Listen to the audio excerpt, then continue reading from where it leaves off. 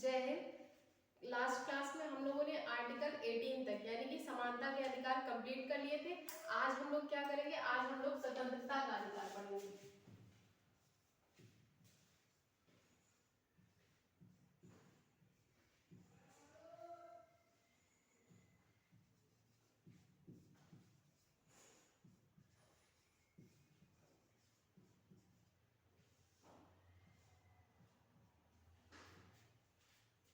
Right to freedom, article 19 से लेकर article 22 तक राइट टू फ्रीडम कहलाता है। ठीक है, आर्टिकल 19 से लेकर आर्टिकल 22 तक के जितने भी आर्टिकल है वो राइट टू फ्रीडम के अंतर्गत आते हैं। अब हम लोग पढ़ लेते हैं आर्टिकल 19।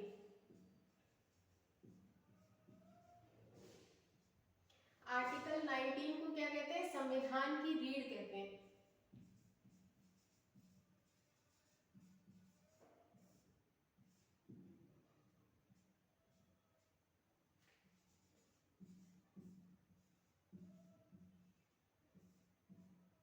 ठीक है, आर्टिकल 9 को हम लोग क्या कहते हैं, संविधान की रीढ़ कहते हैं। इसमें कई सारे आर्टिकल है, FG तक है, तो उन सारे आर्टिकल को हम देख लेते हैं। आर्टिकल 19 के ए में क्या है, 19 के ए में है वाक एवं अभिव्यक्ति की स्वतंत्रता, freedom of life, freedom of speech and expression.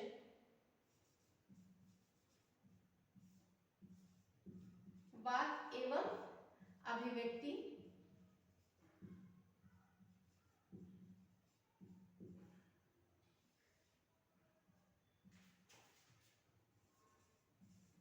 की स्वतंत्रता।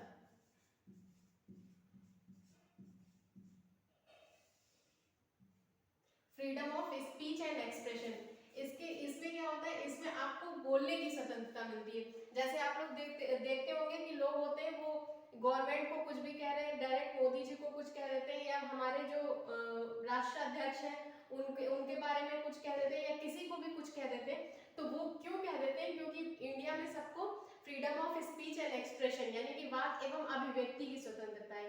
ये स्वतंत्रता क्या इंडिया में है, बाकी देशों में जिनमें नहीं है, जैसे चाइना वगैरह में, तो वहां पे क्या होता है, वहां पे आप नहीं बोल सकते गवर्नमेंट के खिलाफ कुछ भी नहीं बोल सकते।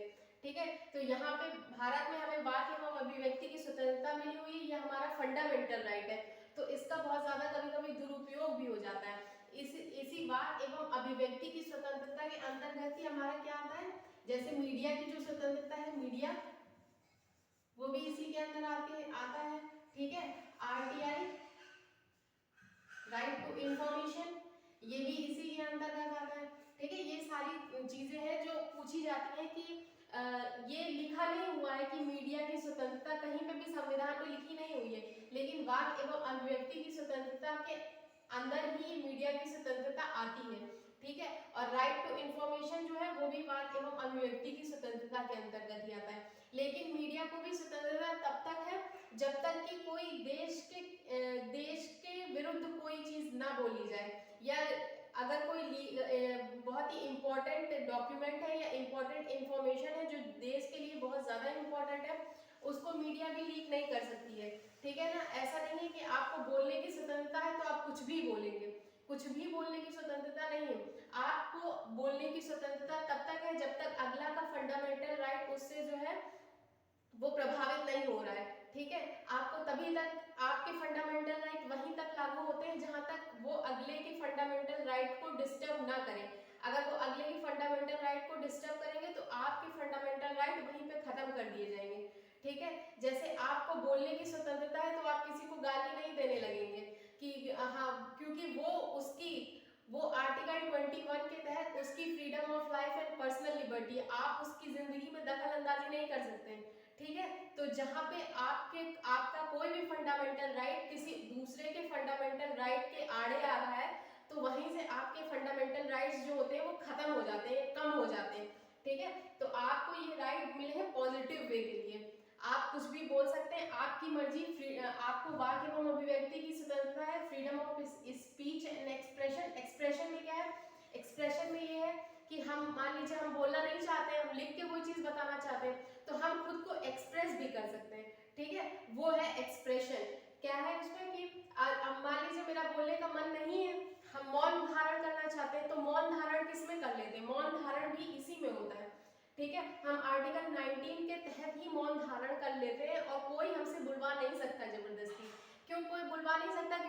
हमारा फंडामेंटल राइट है।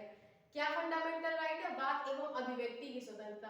हम हमारी मर्जी हम किसी तरह के एक्शन से अपनी बात रखें तो वो अभिव्यक्ति की हमारी स्वतंत्रता है, ठीक है।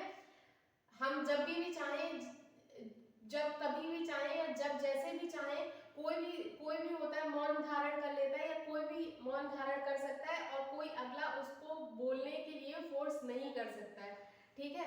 और कोई भी चाहे, हम जो चाहे वो बोल सकते हैं, लेकिन जो चाहे वो तब तक ही बोल सकते हैं जब तक अगले का फंडामेंटल राइट, अगले के मौलिक अधिकार जो है वो उसमें वो हमारे फंडामेंटल राइट उसके फंडामेंटल राइट्स के साथ कंट्राडिक्ट ना करें, उसको दिक्कत हमारी वजह से नहीं होनी चाहिए, तभी तक हमारे फंडामेंटल राइट्स होंगे, ठीक है। अगर हमारे फंडामेंटल राइट्स की वजह से किसी और को दिक्कत हो रही है तो वहीं पे हमारे फंडामेंटल राइट्स जो है वो शून्य हो जाएंगे, वो वहीं पे क्या हो जाएंगे, रोक दिए जाएंगे, ठीक है। तो क्या है, वाक एवं अभिव्यक्ति की स्वतंत्रता 19 के ए के तहत है। अब 19 का बी पढ़ लेते हैं। 19 के बी में क्या है? 19 के बी में है कि आपकी मर्जी, जैसे आप मान लीजिए आपने बोला और लोगों को थोड़ा आपका चीजें पसंद आई तो आपकी मर्जी, आप असेंबली करिए, सभा करिए, सभा करने की स्वतंत्रता है।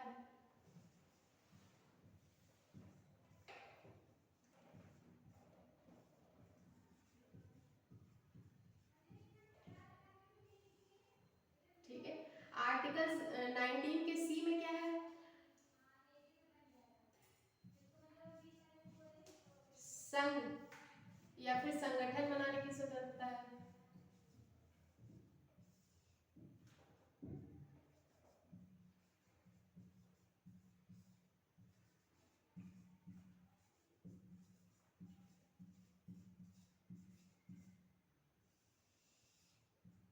ठीक है। आर्टिकल डी में क्या है? आर्टिकल डी में है चारों ओर घूमने की स्वतंत्रता।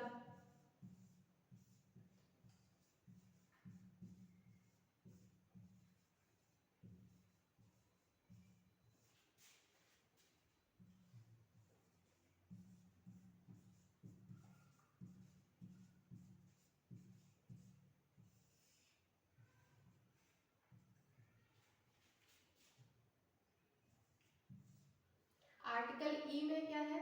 आर्टिकल ई में निवास करने की स्वतंत्रता।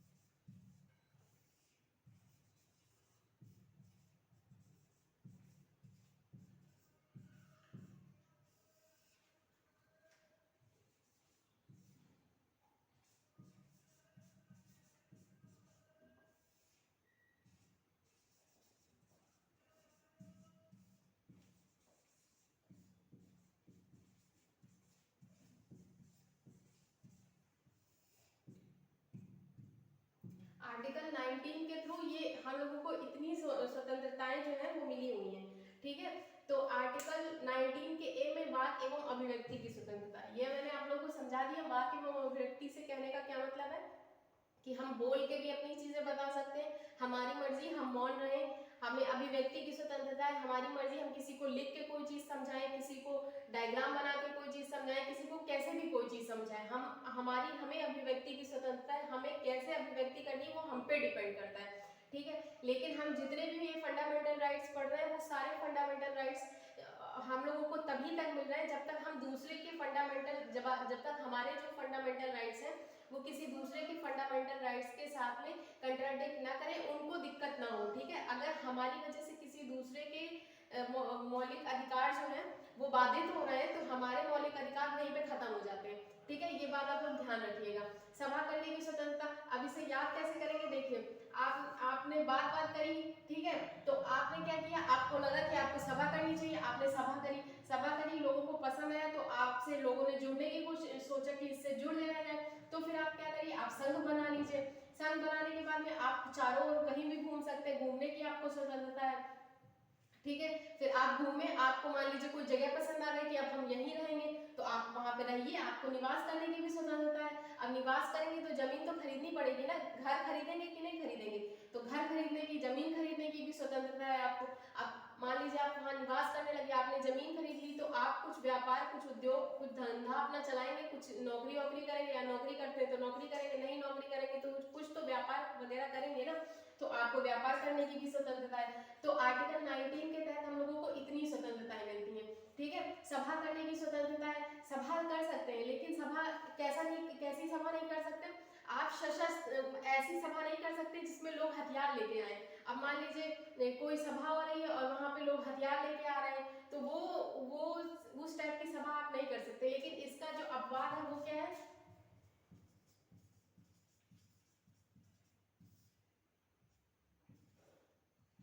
आर्मी। आर्मी की जब सभाएं होती हैं, आर्मी के जो वो मीटिंग्स वगैरह होती हैं, तो वो अपनी मीटिंग में हथियार लेके बैठते हैं। क्यों हथियार लेके बैठते हैं, क्योंकि उन्हें हर समय अलर्ट रहना होता है, ठीक है। ये आम नागरिकों की सभा करने की स्वतंत्रता की बताई जा रही है। तो आम नागरिक जो है वो ऐसा नहीं होगा कि वो असलहा हथियार लेके आएंगे सभा करने के लिए, तो वो सभा नहीं मानी जाएगी, वो ऐसा माना जाएगा कि वो विद्रोह करने या ऐसा कुछ करने आए हैं, ठीक है। तो सभा आप कर सकते हैं, शांतिपूर्ण तरीके से सभा करिए।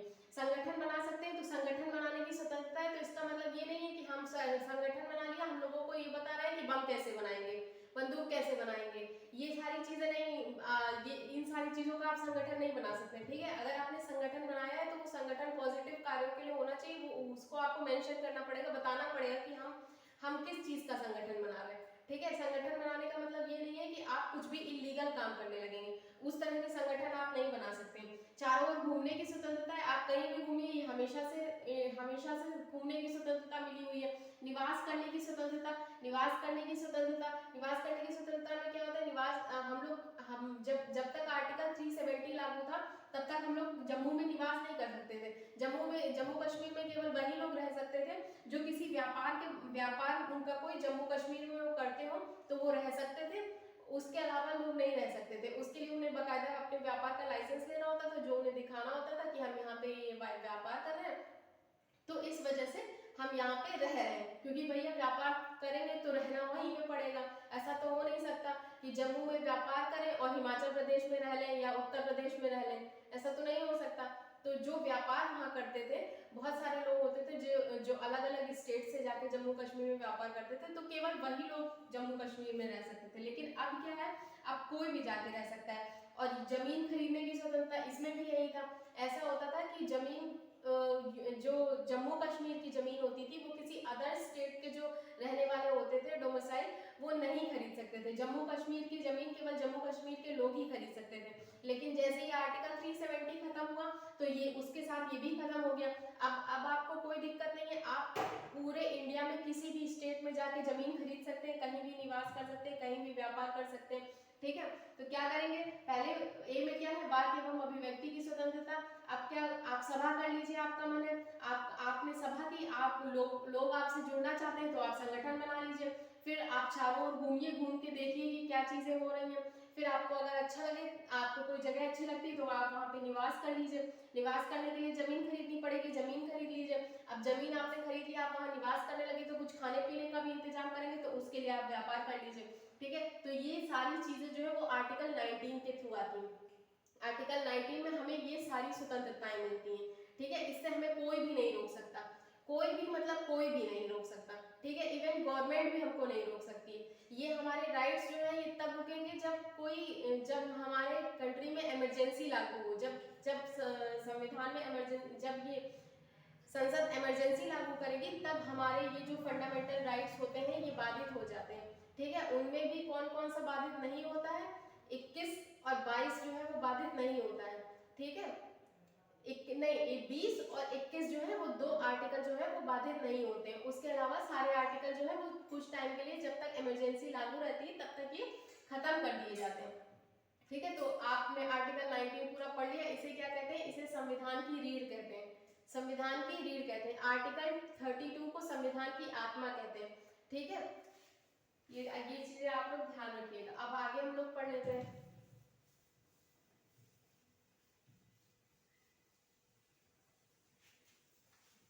अच्छा, एक और चीज देख लीजिए, जैसे मैंने आपको बताया जमीन खरीदने का अधिकार, तो ये अधिकार जो है वो अभी खत्म कर दिया गया है। खत्म कर दिया गया है, तो कैसे खत्म किया गया है? 44वां कॉन्स्टिट्यूशन अमेंडमेंट 1978। ठीक है, ये कब आया था? तो ये आया था मोरारजी देसाई के टाइम पे।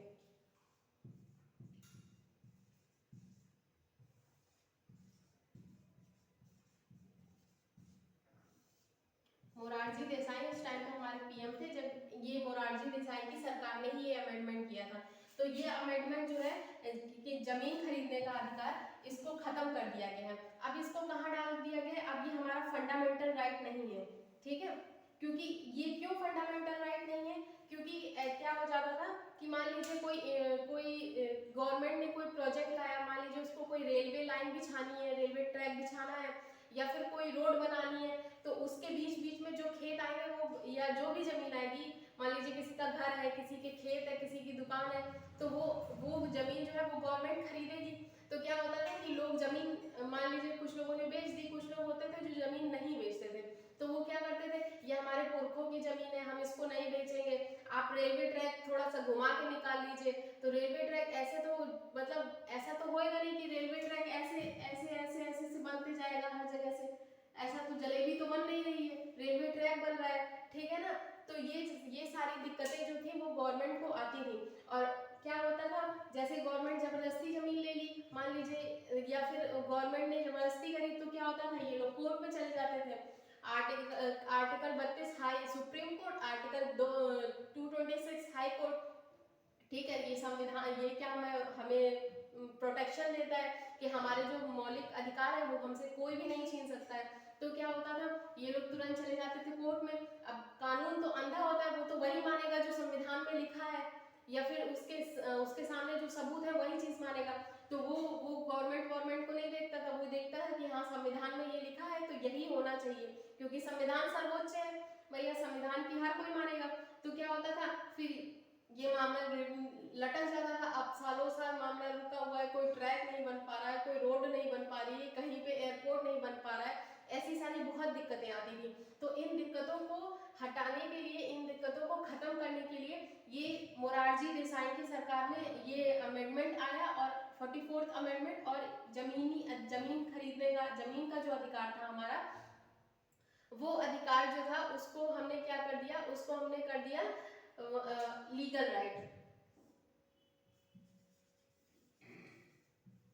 अब ये क्या है, अब ये हमारा फंडामेंटल राइट नहीं है, अब ये हमारा लीगल राइट हो गया, और इसको हमने 300A में डाल दिया। ठीक है, कहां से उठा के, 19F से उठा के हम लोगों ने इसको कहां डाल दिया, 300A को डाल दिया। ठीक है, तो आप जमीन खरीद सकते हैं, आपका जहां मन है जमीन खरीदिए, लेकिन जब गवर्नमेंट को जरूरत होगी, जब गवर्नमेंट ऐसा कोई प्रोजेक्ट गवर्नमेंट का आएगा जिसमें उसे पुल बनाना है, या कोई ट्रैक बनाना है, या कोई रोड बनानी है, और उसके बीच में आपकी जमीन आ रही है, तो गवर्नमेंट आपसे वो जमीन ले लेगी। ठीक है, क्यों ले लेगी? क्योंकि अब वो आपका फंडामेंटल राइट नहीं है, अब वो आपका लीगल राइट है। ठीक है, और लीगल राइट को गवर्नमेंट खत्म कर सकती है। ठीक है, तो क्या करेगी, गवर्नमेंट ले लेगी, फंडामेंटल राइट आपसे कोई नहीं छीन सकता, लेकिन लीगल राइट्स जो है वो क्या होते हैं, वो आपसे छीने जा सकते हैं। तो गवर्नमेंट ले लेगी, उसका आपको मुआवजा मिल जाएगा, और मुआवजा लीजिए, आराम से शांति से रहिए। तो आप हाय तौबा नहीं मचा सकते यहाँ पे कि नहीं मेरी जमीन क्यों ले ली, हम कोर्ट जा रहे हैं, आप कहीं कोर्ट वोट नहीं जा सकते। ठीक है, आप आराम से बैठिए, मुआवजा लीजिए और एंजॉय करिए। ठीक है, तो ये चीजें होने लगी, इसलिए हमने क्या किया, हमने 19 के F को कॉन्स्टिट्यूशन के फंडामेंटल राइट से हटा के कहाँ डाल दिया गया, 300A में डाल दिया गया। अब ये हमारा फंडामेंटल राइट नहीं है, जमीन का अधिकार अब फंडामेंटल राइट नहीं है। ठीक है, जमीन का अधिकार अब क्या हो गया है, अब लीगल राइट हो गया है।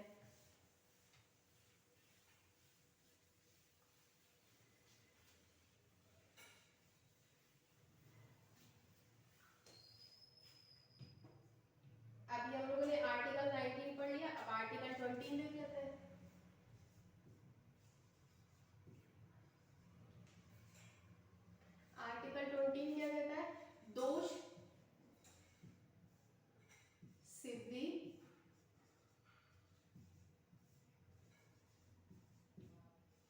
संबंध में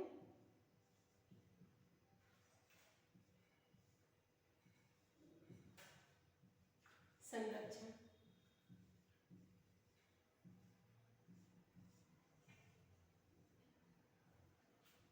प्रोटेक्शन अगेंस्ट कन्विक्शन, ठीक है, दोष सिद्धि के संबंध में संरक्षण। इसमें हमें 3 टाइप के संरक्षण मिलते हैं। पहला क्या संरक्षण मिलता है कि हमें जो जिस टाइम पे, हाँ मान लीजिए जिस टाइम पे जो क्राइम किया गया था तो उस टाइम के कानून के हिसाब से सजा मिलेगी, ठीक है।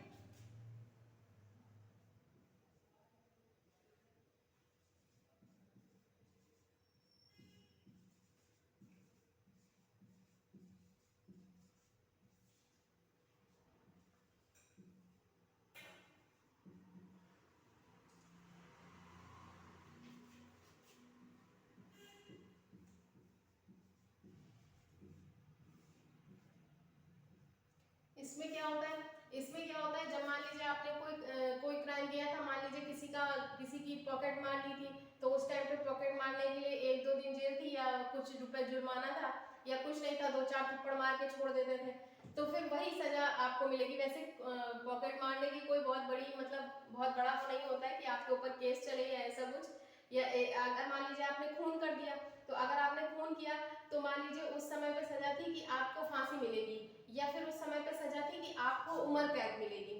तो उम्र कैद मिलेगी, मान लीजिए उस टाइम सजा थी कि उम्र कैद मिलेगी, ठीक है। और ऐसा नहीं हो जाएगा कि तो आपको क्या होगा, उम्र कैद ही होगी। ऐसा नहीं हो जाएगा कि क्या कर दिया जाए कि खून के बदले खून और हाथ के बदले हाथ, ऐसा वाला मतलब पहले वाले कानून कोई लागू नहीं हो जाएंगे और बाद वाले भी कानून लागू नहीं होंगे। अगर मान लीजिए ऐसा हुआ कि अभी जब आपने ये क्राइम किया था तब सजा उम्र कैद थी, अब क्या हो गई है, अब फांसी हो गई है, तो अब आपको फांसी पे नहीं टांगा जाएगा। क्यों नहीं टांगा जाएगा, क्योंकि आपने जो जुर्म किया था वो बहुत पहले किया था, तो आपको उस टाइम के कानून के हिसाब से सजा मिलेगी। बाकी जो अभी जो जैसे आज ही फैसला आया है कि आज से जो लोग किसी की हत्या कर देंगे या किसी का खून कर देंगे तो उनको फांसी की सजा मिलेगी, तो वो आज के बाद वाले केसों पे लागू होगी, आज के पहले वाले केसों पे ये लागू नहीं होगा, ठीक है। और ना ही पहले का लागू होएगा, मतलब जिस टाइम आपने किया था बस उस टाइम जो भी कानून था उस हिसाब से आपको सजा मिलेगी। ऐसा नहीं होगा कि उसके पहले या उसके बाद के कानून के हिसाब से आपको सजा मिले, ठीक है। और इसमें और दूसरा क्या होता है, इसमें दूसरा ये होता है कि आप क्या कर सकते हैं, आपकी गवाही जो है वो मान्य नहीं होगी।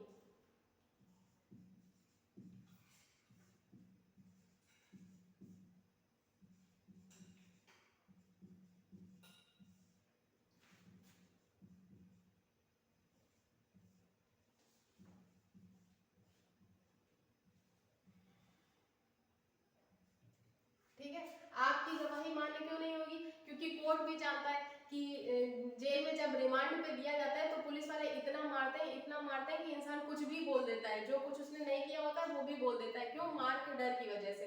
तो कोर्ट भी ये जानता है, तो अगर आप लोग कभी किसी गलत केस में या ऐसे फंस जाइएगा तो आराम से बोल दीजिएगा, जैसे वो आपको बोलेगा कि बोलो तुम्ही ने ये किया है, तो आराम से बोल दीजिए हाँ मैंने ये किया है। फिर उसके बाद जब कोर्ट में जज साहब के सामने जाएंगे और जज साहब आपसे पूछेंगे तो सीधे कह देना है कि इन्होंने मारा था इसलिए मैंने ऐसे कह दिया था। तो आपको खुद की गवाही के विरुद्ध जो है वो फोर्स नहीं किया जाएगा कि आप अपने खिलाफ खुद ही गवाही दीजिए, ठीक है। तो आपकी गवाही जो होगी वो उसमें कोई वो मान्य नहीं होगी, फिर आपको क्या, एक जुर्म की एक ही सजा मिलेगी।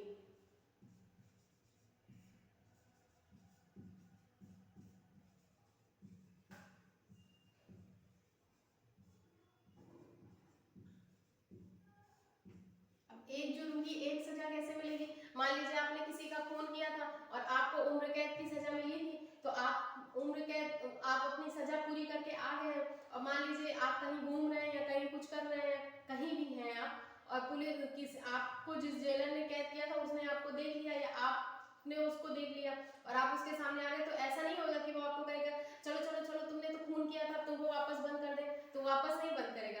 एक जुर्म के लिए एक ही सजा होती है, ठीक है। एक बार आपने कोई जुर्म की सजा भुगत ली है तो अब आपका वो जुर्म खत्म हो गया, अब आपको उसके लिए कोई दोबारा सजा नहीं देगा, ठीक है। तो एक जुर्म के लिए क्या मिलेगी, एक सजा मिलेगी।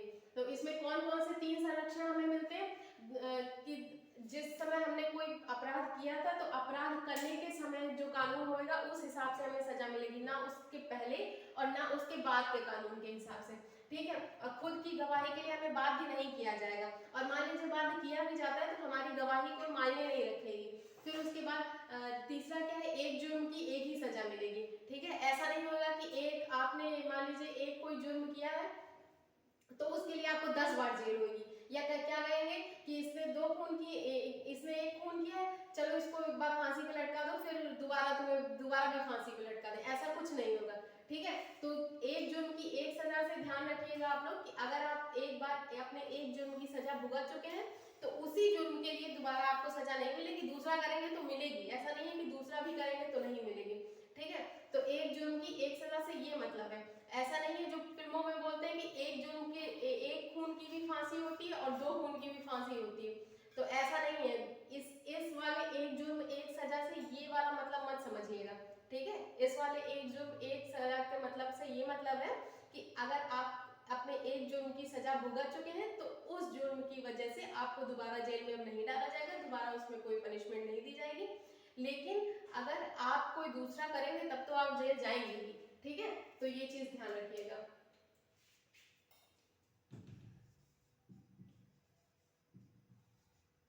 अब पढ़ लेते हैं आर्टिकल 21।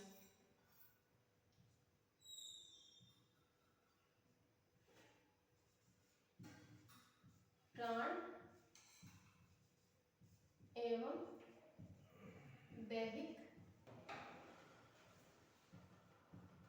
स्वतंत्रता का अधिकार। प्राण एवं दैहिक स्वतंत्रता का अधिकार, इसको क्या कहते हैं, freedom of life and personal liberty, ठीक है। Freedom of life and personal liberty. Personal liberty में हमें क्या मिलता है, पर्सनल लिबर्टी में हमें कौन कौन सी फ्रीडम्स मिलती है, पर्सनल लिबर्टी में हमें फ्रीडम मिलती है कि मान लीजिए हम कोई अपनी चीज है उसे हम किसी में क्या बोलते हैं, किसी और के साथ शेयर नहीं करना चाहते, ठीक है।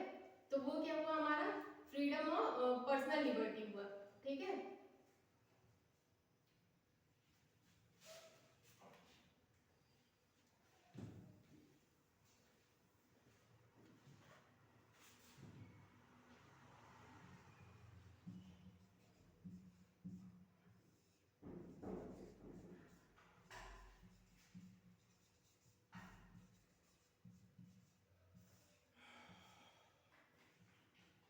राइट टू प्राइवेसी यानी कि निजता का अधिकार।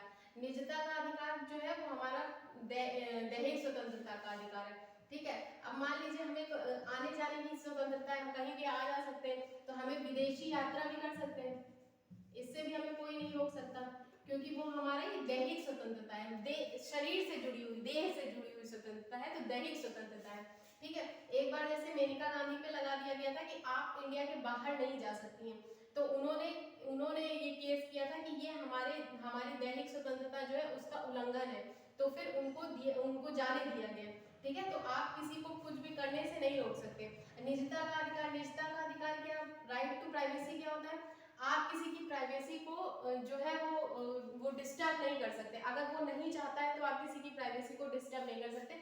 इवन हस्बैंड वाइफ भी एक दूसरे की प्राइवेसी को, निजता के अधिकार को क्या कर सकते हैं, डिस्टर्ब नहीं कर सकते। जैसे दिल्ली का एक केस था, दिल्ली में एक मैरिड कपल थे, तो लेडी जो थी वो 2-3 बजे रात में किसी से बात कर रही थी फोन पे, मतलब चैटिंग कर रही थी, तो उसके हस्बैंड ने देख लिया, उसके हस्बैंड ने फोन मांगा, दो दिखाओ किसका फोन, किससे तुम बात कर रहे हो। उसने अपना फोन किया था, उसने अपना फोन तुरंत ही क्या कर दिया, ऑफ कर दिया, स्क्रीन ऑफ करके रख दिया।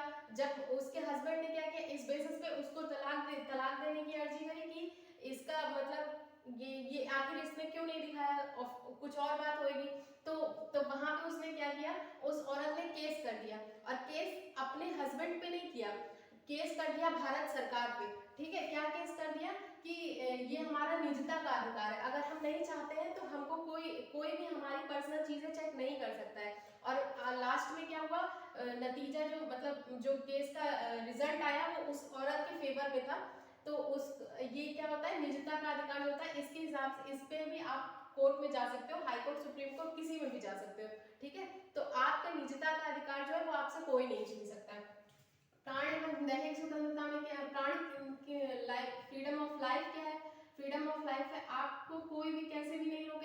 आपको जीवन जीने की स्वतंत्रता है। तो जीवन जीने की स्वतंत्रता है, इसका मतलब आप लोग ये मत समझ लीजिएगा कि आपको मरने की भी स्वतंत्रता है। तो आत्महत्या जो है वो अपराध है। आपको जीवन जीने की स्वतंत्रता है लेकिन आपको मरने की स्वतंत्रता नहीं है। अगर आप आत्महत्या की कोशिश करते हैं तो क्या आईपीसी की धारा 309 आईपीसी की धारा 309 के तहत आपको सजा दी जाएगी। ठीक है, तो प्राण एवं दैहिक स्वतंत्रता में freedom of life and personal liberty में आपको जीने का अधिकार मिलता है, लेकिन जीने के अधिकार में मरने का अधिकार शामिल नहीं है। आप मर नहीं सकते अपनी मर्जी से। आपको लाइफ मिली है तो आप जी सकते हैं अपनी मर्जी से। आपका जो मन है करिए अपनी लाइफ में, उसके लिए आपको कोई नहीं रोक सकता।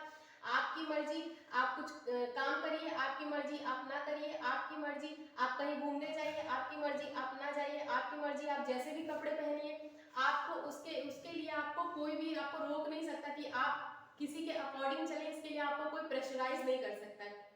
ठीक है, आपकी मर्जी आपकी लाइफ, आपको जीने की पूरी स्वतंत्रता संविधान, भारत का संविधान देता है। लेकिन इस जीने की स्वतंत्रता में मरने की स्वतंत्रता शामिल नहीं है। ठीक है, बीच में ये जैसे होता है यूथेनेशिया, जिसे इच्छा मृत्यु कहते हैं, तो वो उसके लिए गवर्नमेंट से परमिशन लेनी होती है। हाई कोर्ट, सुप्रीम कोर्ट उसमें परमिशन देते हैं, तभी कोई मर सकता है। जब किसी की कंडीशन ऐसी क्रिटिकल हो जाती है कि अब वो ना तो जी पा रहा है ना तो मर पा रहा है, बेड पे है, कई सालों से बेड पे है, उसे उसे उसके सही होने की कोई संभावना नहीं है, और वो क्या हो रहा है, दिन ब दिन उसकी हालत जो है वो गिरती चली जा रही है, और वो भुगत रहा है केवल उस वजह से। मतलब वो बिल्कुल भी ना कुछ बोल पा रहा है ना कुछ कर पा रहा है। और मान लीजिए बोल भी पा रहा है तो वो खुद भी इसके लिए अपील कर सकता है। अगर वो नहीं बोल पा रहा है, कुछ भी नहीं कर पा रहा है, तो उसकी फैमिली वाले भी अपील कर सकते हैं। ठीक है, तो अगर क्या आपको कोर्ट से ऑर्डर मिलता है तभी यूथेनेशिया जो है या इच्छा मृत्यु जो है वो दी जा सकती है, ऐसे कोई भी नहीं दी जा सकती किसी को भी। तो ये चीज भी ध्यान रखिएगा।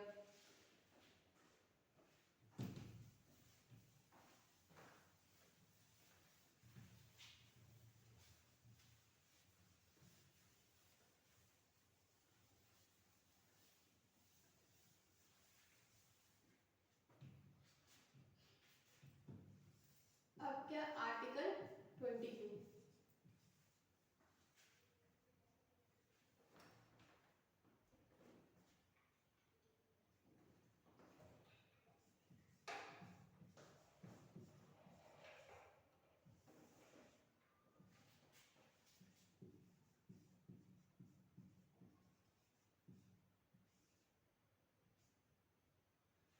Protection against detention and arrestment. ठीक है, ये आर्टिकल 22 है। इसमें क्या होते हैं, दो टाइप के डिटेंशन होते हैं।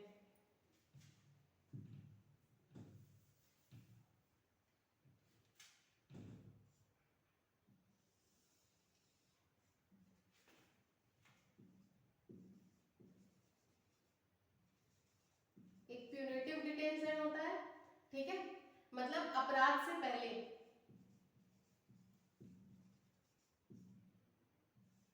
सॉरी, अपराध के बाद।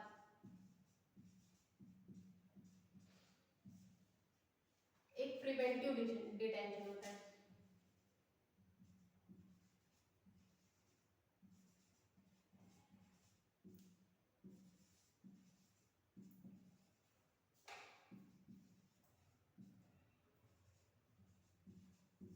अपराध से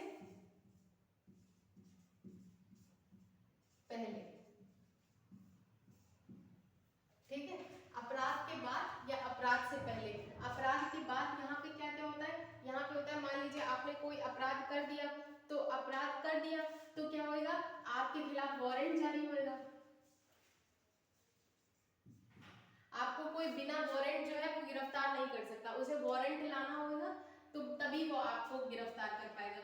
फिर क्या होगा, उसे क्या, अगर उसने आपको गिरफ्तार कर लिया तो उस पर प्रेशर होएगा क्या, 24 घंटे, जब चार्जशीट दाखिल हो जाती है उसके 24 घंटे के अंदर अंदर उसको आपको मजिस्ट्रेट के सामने पेश करना होता है। ठीक है,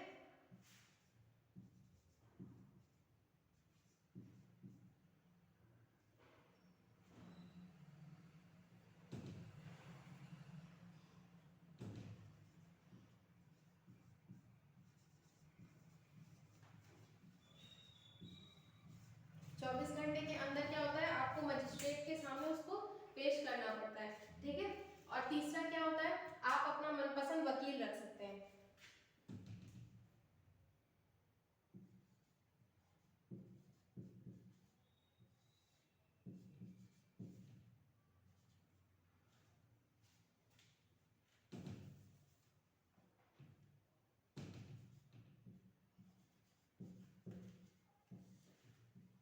आपको अपने मनचाहे हिसाब से वकील रखने की स्वतंत्रता है। ये प्यूनेटिव डिटेंशन में आपको ये 3 चीजें हैं जो मिलती हैं। क्या होगा, आपको बिना वारंट कोई भी अरेस्ट नहीं करेगा, ठीक है। अगर अरेस्ट करने आता है तो आप बोल सकते हैं कि पहले वारंट दिखाइए, तो वारंट दिखा के आपको अरेस्ट करेगा, बिना वारंट के आपको अरेस्ट नहीं करेगा। फिर आपको उसको 24 घंटे के अंदर अंदर उसको क्या आपको मजिस्ट्रेट के सामने पेश करना पड़ेगा, ठीक है। इसमें आने जाने का टाइम काउंट नहीं होता है, ठीक है, आने और जाने का।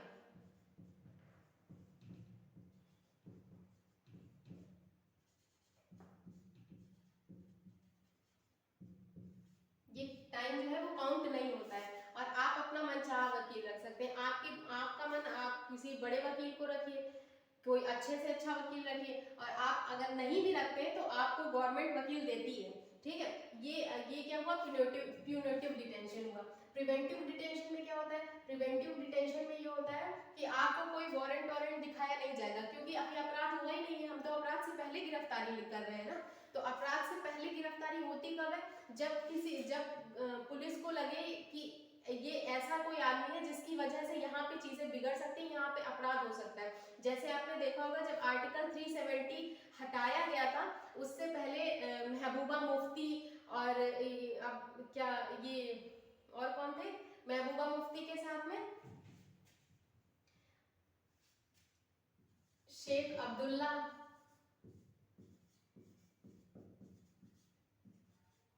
नहीं उमर अब्दुल्ला, शेख अब्दुल्ला तो उनके पूर्वज थे।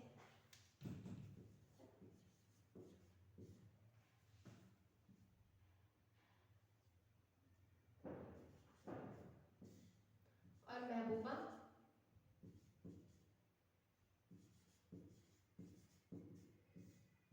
मुफ्ती, ठीक है।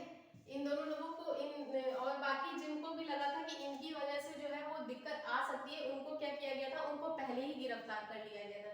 तो पहले ही हम कब गिरफ्तार कर लेते हैं, जब हमें लगे कि इनके होने से कोई दिक्कत हो सकती है, तो उनको उनको गिरफ्तार नहीं किया था, उनको नजरबंद कर लिया था। नजरबंद का क्या मतलब होता है, हाउस अरेस्ट।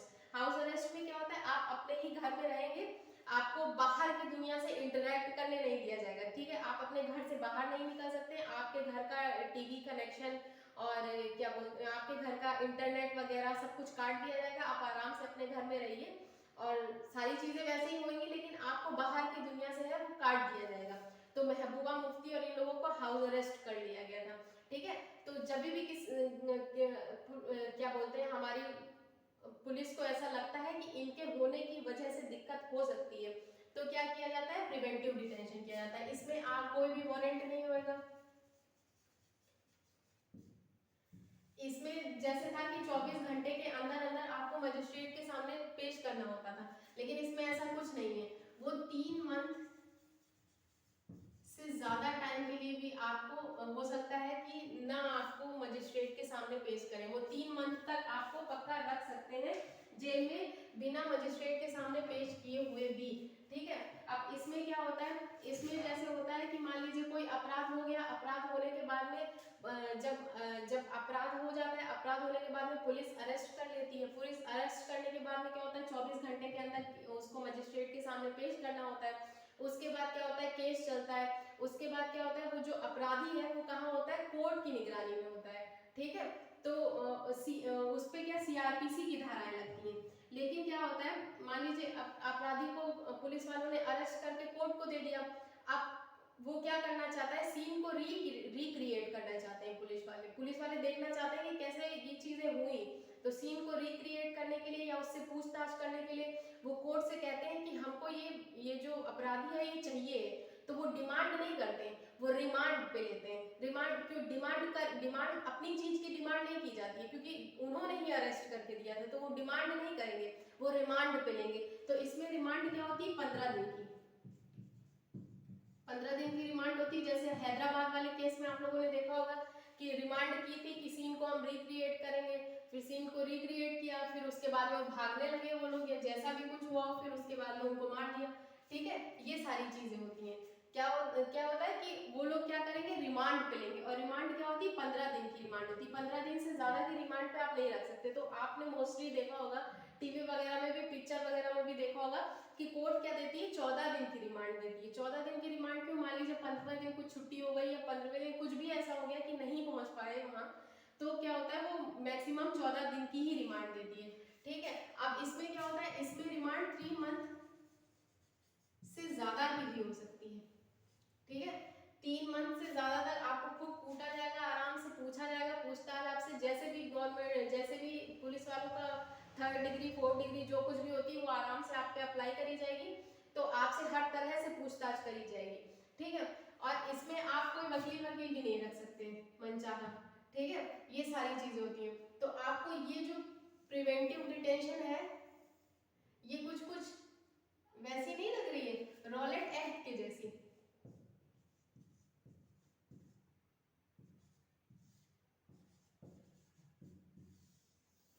जो बिना वकील, बिना अपील और बिना दलील का कानून था, तो ये प्रिवेंटिव एक्ट कुछ वैसा ही है। ठीक है, प्रिवेंटिव एक्ट में आपको वारंट नहीं दिखाया जाएगा, वारंट है नहीं है वो आपको गिरफ्तार कर सकते हैं, क्योंकि अपराध अभी हुआ ही नहीं है, तो वारंट हो ना हो उससे कोई मतलब नहीं है। ठीक है, 3 महीने से ज्यादा हो सकता है, 3 महीने तक हो सकता है कि आपको मजिस्ट्रेट के सामने पेश ना करें, उससे ज्यादा भी हो सकता है कि ना पेश करें, और आपको 3 महीने से ज्यादा की रिमांड पे लिया जा सकता है। इसमें क्या होता है, इसमें आपको वारंट दिखाएंगे, 24 घंटे के अंदर अंदर मजिस्ट्रेट के सामने पेश करेंगे और आप अपना मनचाहा वकील रख सकते हैं, और रिमांड जो होगी वो सिर्फ 15 दिनों की होगी मैक्सिमम।